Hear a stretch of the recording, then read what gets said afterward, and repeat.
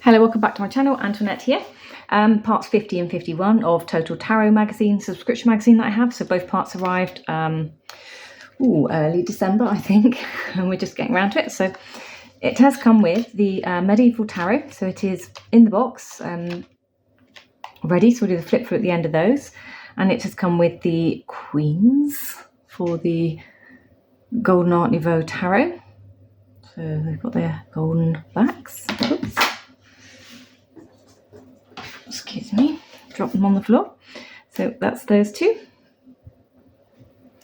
And I'm on a different recording space, so excuse me, this is it. You can actually see the edge of the piece of wood that I have to record on right now. So we're set up ready. This is the exact positioning I need to keep the magazines in. So we're going to try and carry on without too much messing. So part 50.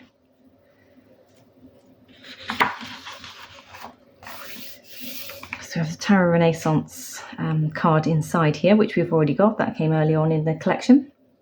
And we're talking about advanced meanings. This one here is referring to private life. So thematic meanings relating to love, work, money are helpful for delving deeper into an individual's personal life. And with that, we have the Three of Cups that they're talking about.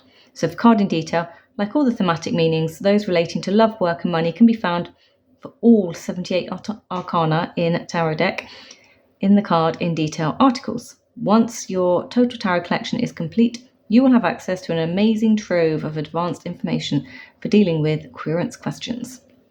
Here it's got a bit on personal significance, cornerstones, and the three with the reference here, a reason to celebrate. Three of Cups says that love will be reciprocated. Oh, look, we've got more from the Renaissance. Oh no, I'm calling it Renaissance. Harmonious. Quite right. Oh, slap my wrist. I did say it came early though, part 6 and 7. Adapting meanings. What makes the world go round for love, work, money. Here we have some additional aspects focused on themes. The Seven of Wands centre implies trouble at work, while strength right is more positive. The Ace of Pentacles left means riches. So we're focusing on these three. Over in the top corner there, we have in the purple box about love and the Fool. So imagining the card we are interpreting, the Fool is found in a position indicating an obstacle which must be overcome for a romantic issue to be successfully resolved. The thematic meaning of love for the Fool is that it can represent extreme idealism or an alternatively total indifference. As this is an obstacle, the reader could tell the querent to work out how to take the love they feel to a more practical and realistic level, and that their feelings appear too fickle. Ooh. Interesting. I don't really focus or do love readings per se, so that's some very new aspect on that card for me. And our card in detail, we have the King of Pentacles, sharing abundance, the old grandfather card as I call it. So we have the symbols marked out on here. We have the thematic meanings. Again, we do the personal life divination, psyche and soul. What the card is showing us for the King of Pentacles. The diagram, so with the experience and the assertiveness for the King in the, what do we call that? What we're calling it? I can't remember, just the court diagram really, wasn't it? In the quads. And the practical control. And then we have the control, decide, guide, know, instruct, evaluate. Then we have the practicality aspects here with physicality, things, reality, object, substance, truth, stability, and so on. And then assertiveness, we have activity,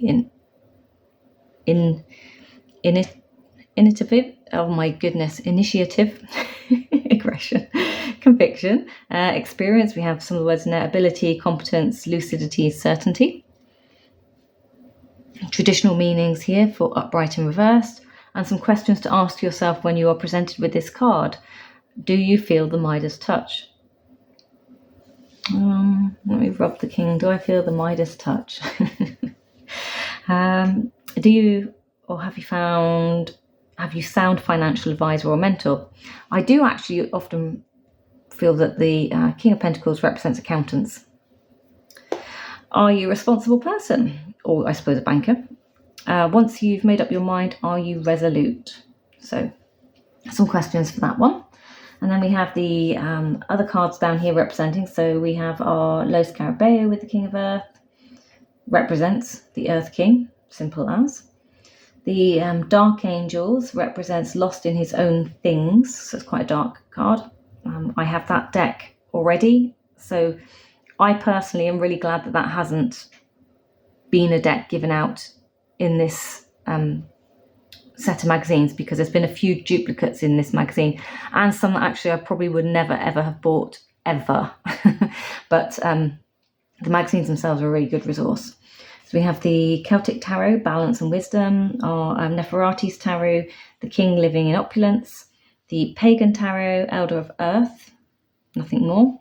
The Universal Fantasy Tarot, we have Pride in Mastery and Art, with our Shaman Tarot coming towards the end of this set, the Master of Visions, and the Fae Tarot, the King Who Ruled Everything. See, that one kind of has more sense to it, doesn't it? The King Who Ruled Everything versus Elder of Earth or the Earth King. Just curious. Now we have an alchemical transmutation. 1. Oh, is there going to be 2 of these? By altering the way we think and act, we change negatives into positives, and this spread reveals how to do it. 6-card spread, major arcana only. Upside down pyramid to form your 6 cards. The aim of the medieval alchemists was to transform lead transform lead into gold. So preparing and positioning, reading and interpreting, that's going to be an interesting one to try out, just with the majors. For all those who don't like reading with majors only, I think this is going to be a good expansion on your skill set. First row, lead, why something led, why something in particular is happening. You see, I've got leadership on my mind. It's because of this, the King of Pentacles earlier on. The querent reputation, the querent's world. The second row, transmutation, decision to be taken. So a change in the way the querent acts, a change in the way the querent thinks. The third row, gold, benefits for the querent. The benefit for the querent literally is the last card, card 6.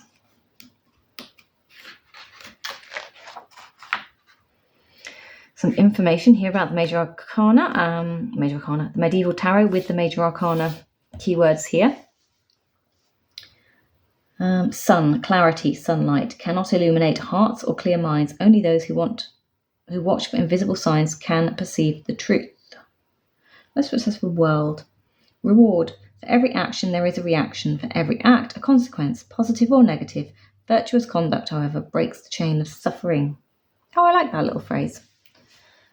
The medieval is used to define the period from the fall of the Western Roman Empire, 476, to the discovery of America in 1492. Those 1,000 years were initially marked by barbarian invasions and the collapse of civil institutions.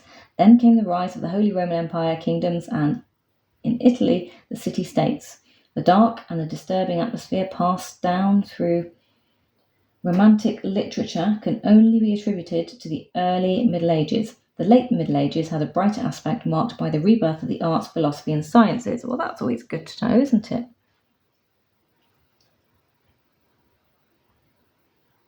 The medieval tarot was created by artist Gaudo Zibordi Marchesi.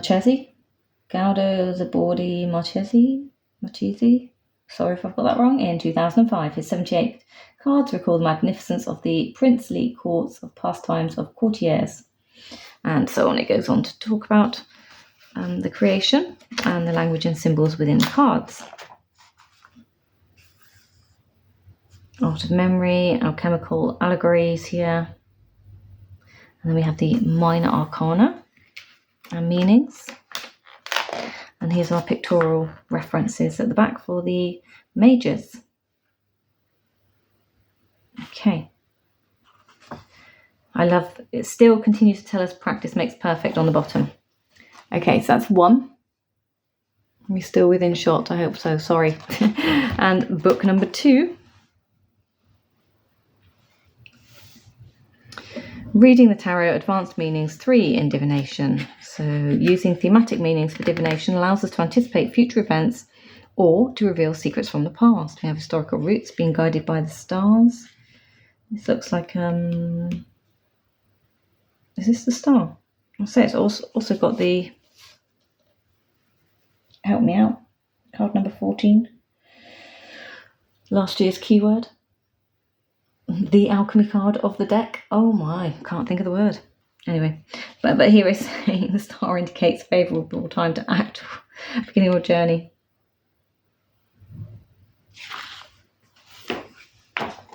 Can't think of the name of the card. Ooh, that's bad. Maybe it's time to go to the doctors. Up to date. Here we have thematic meanings again. We have Tarot of the Angels, which came with parts 34 and 35. Now, I know the deck says Tarot of Angels, and yes, there are angels and things depicted in it, as there are in my Dark Angels deck as well. However, or the Fallen Angels. The deck was really nice to work with. These are some of the images here from it, and it's not quite what people think. You know, there's a lot of people who turn their nose up at it just because it had the word angels in it, which is quite interesting to watch happen. But I'm not particularly religious in any way, shape or form, and I found this deck really pleasant to work with. In fact, I pulled it out for a couple of things and even went into one of my monthly rotations. So very few of the decks out of this collection have made it into my rotations, and that deck absolutely did.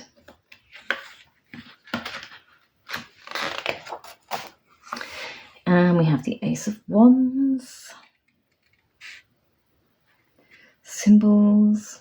To be inspired is to be alive. What a great thing to have as an affirmation. So we have some questions. What lights your fire? What gets you excited? Do you trust your instincts? What difference do you want to make in the world? Do you let your natural talents shine? Upright and reversed. Correlations here where we have the number 1, element fire. Sephiroth is Kether or the crown. Season is autumn. Disposition melancholic. Esoteric name, the root of the powers of fire. And I can't tell you where it sits in the Deacon wheel because I think it just covers the autumn season because it's an ace. That's as good as my Deacon memory goes. So we have the Lo Scarabeo, Fiery Energy, the Pagan Tarot with the Altar of Earth, parts 54 and 55, Pagan Tarot. We have the Neferatu's Tarot, representing fertility for the Ace of Wands, the Tarot of 2 white cats, even an old tree can bear fruit. That was actually quite a nice deck as well, to be fair. I haven't used it anywhere near as much as I probably could have used it, but that one surprised me because I don't particularly like cat decks and animal decks and things, so that one was reasonable. The Shaman Tarot, A Reason to Fight, I'm taking the bull by the horns. The Dark Grimoire, it gives us a book of creation, and our Universal Celtic Tarot says binds between nature and magic. So that's quite cool. And then our Fae Tarot is a seed growing. So alchemical transmutation 2. Calling them 1 and 2 now, are we? This must be just part 2. So here we have the interpretation, the spread that they've done for us, and then we can have a go at interpreting, and then they've got their interpretation for us to, compare to. Here, so it goes through, there's all 6 cards. And you can tell they're stepping things up because we have upside down cards. So we have reversed meanings in here for people who love to do reverse meanings. Now, what do we have here? Digressions in readings. An experienced reader might like to use the medieval tarot to apply allegorical meanings. They can study the concept of Osmorandi, see issue 50. Okay.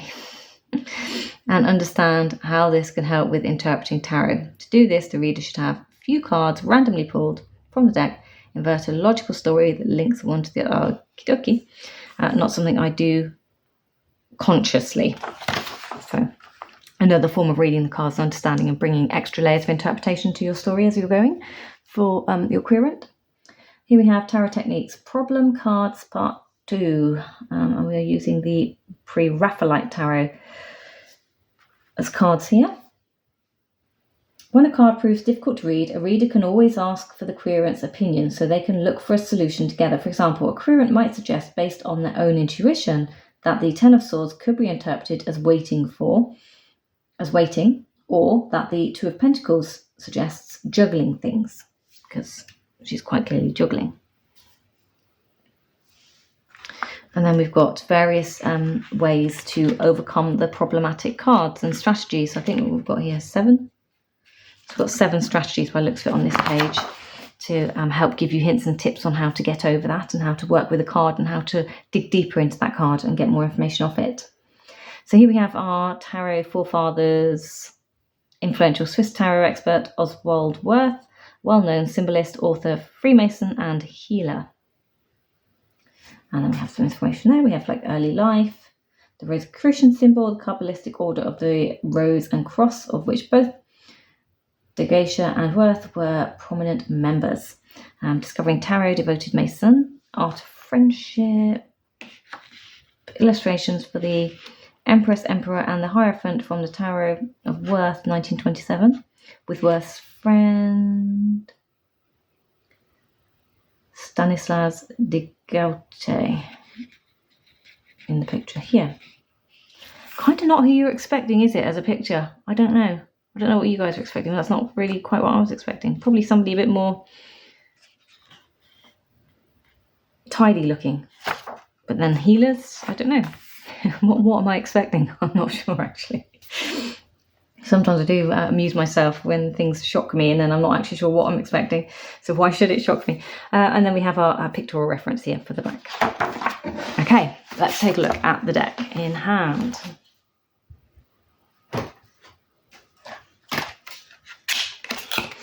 So, as always, comes in 2 parts. The box comes flat packed and I put it together. It tells us which magazines it corresponds to if I ever want to come back and look at it. I quite like the pictures on this one.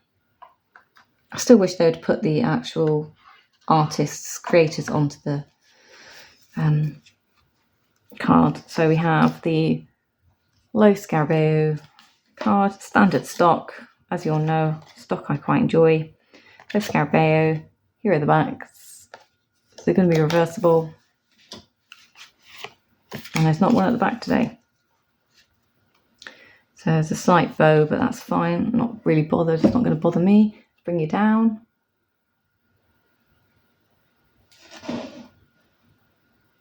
Okay, let's just simply go through these before my washing machine kicks in even louder. So here's our Fool, and our Fool is represented by the 001. Number 0, numeral 0. Here's our Magician. So we don't have names on the cards, we've just got the numbers. There are some kind of references in here to, we've got tools, we've got fire, we have the elements, we have like or the Ouroboros type thing, dragon eating its tail. Here we have some water with the jug.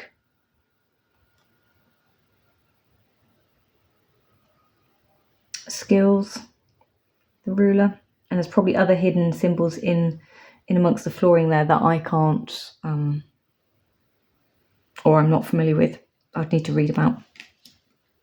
Here we have the, what should we call her? Papess, High Priestess. The Empress. And the Emperor. That's interesting, with the blue and then the red.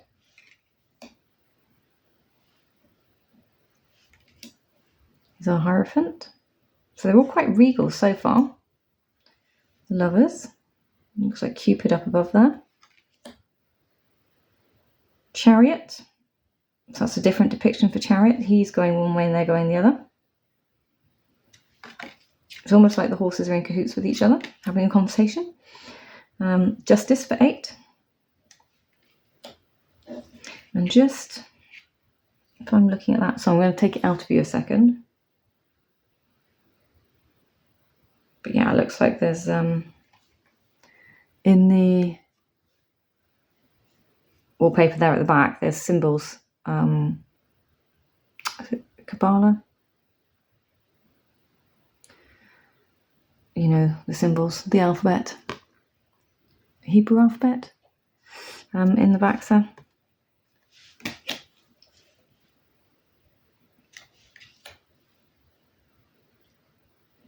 think life has been so ridiculously busy for me that my brain has fully and utterly turned to mush. I can't even think, beyond what day it is. So there's our hanged one. Death. Temperance. Everyone, that's the number, the name of the card that I could not get out of my mouth earlier. Here's our devil. He's quite a jovial looking devil, really, isn't he? That's scary. Interesting. Intriguing. Our tower.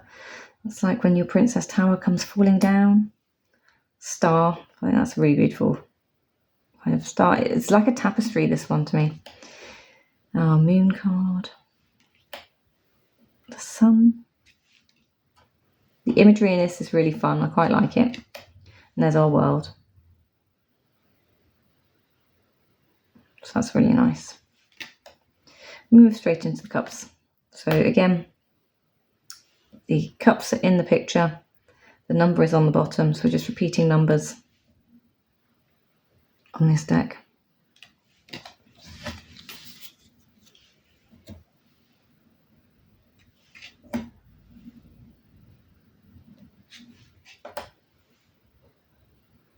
Six of Cups, that's an unusual one. I'm not sure about him there, though. 7, 8. So illustrated pips, are we calling these? Is on 9.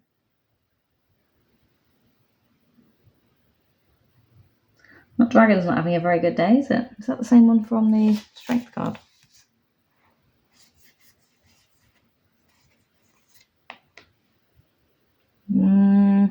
Not quite, or it might be. She's just got different colour robing on. Or 10. He's got very American footballer shoulders there, hasn't he? What should we call this page? Knight, Queen, and King. So I suppose without the names on, it gives you the option to name them as you choose, and it's not then stuck to any particular language. Although I think I prefer when they do put a little symbol on, so you know what you're looking at. And that could just be because I've been spoiled with those in the past. So 3 and 4. I guess they're protecting their treasure. 5.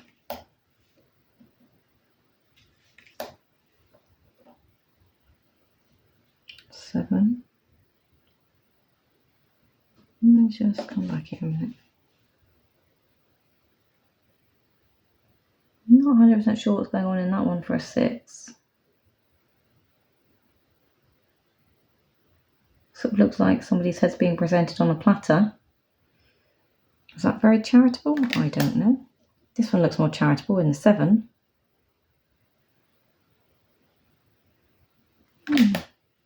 8. 9 and 10. I'm just going to put that one out a second. Those two. We'll look those two up. Same page. Knight, Queen, King.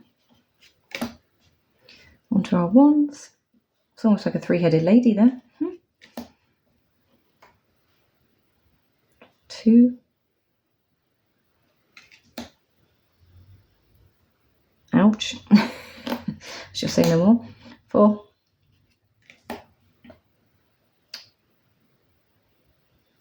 5. So the little guys overcome the challenge of the water. 6. 7.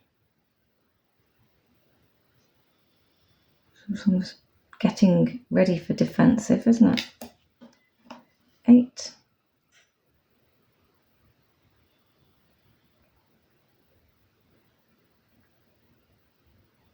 'What's your thoughts on that one then for an 8 of Wands? With a giant cactus or prickly cucumber, or I'm not sure what she's doing. Giant cactus? Giant cactus for 8 of Wands? Anyone? 9 and 10. have our page, who is, rather than holding his wand aloft, holding a scroll. Our knight, queen, king. I can actually see in that one a little bit of the Trionfi della Luna from Patrick Valenza. So we've got swords. More than 2 swords in that one. 3.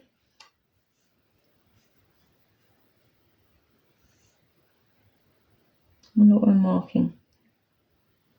I wonder what we're marking for. It's like drawing a trap. 5. Someone's being flogged.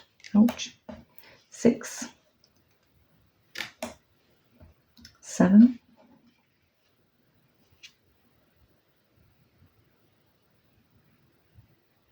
Hard to tell what's in his glass there, isn't it?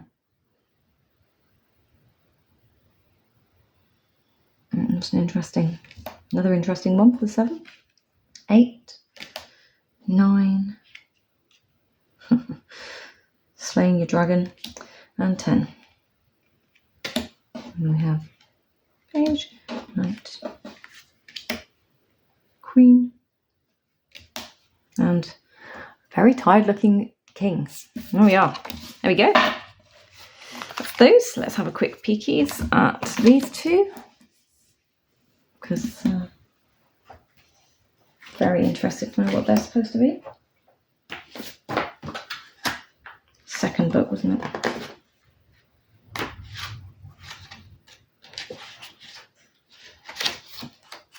I think second book.